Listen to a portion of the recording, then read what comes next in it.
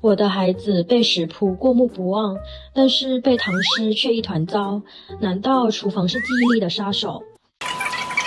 麻省理工咧喺2022年嘅時候咧，做咗一個隨機嘅對照實驗。佢哋發現咧，小朋友喺廚房入邊去操作佢哋背誦嘅過程啦，透過咧配合埋我哋味覺、嗅覺嘅一啲感官嘅刺激咧，嗰個海馬回入邊其中一個叫 CA1 嘅一個區域咧，就會比起喺書台入邊嘅時候咧，嗰個記憶嘅活躍度咧係高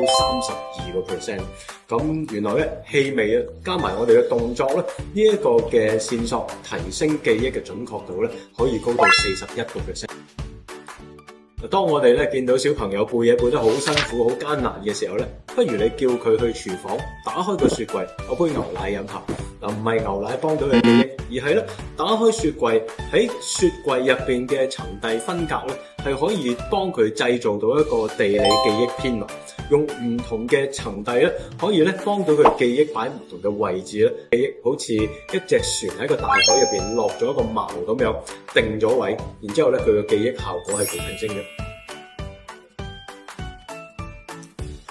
除咗空間定位之外咧，其實咧氣味、嗅覺咧，你都能夠幫到我哋記憶落一個錨定嘅一個作用㗎。咁我哋發現咧，氣味同我哋啲文本能夠配對到咧，我哋嘅大腦嗅覺嘅位置，大概咧就喺我哋頭殼頂嘅頂葉區嘅位置啦。原來咧可以有效提升我哋記憶保持率達27%。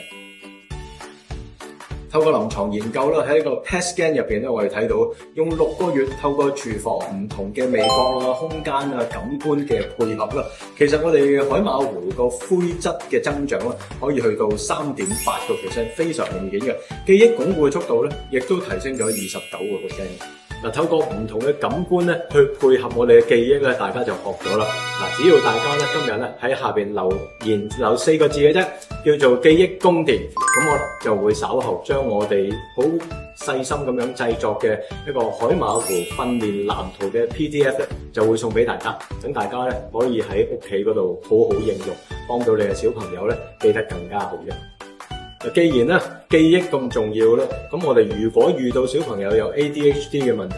點樣透過屋企咧唔同嘅配置咧，可以提升到 ADHD 小朋友咧佢嗰個記憶同埋專注嘅能力咧？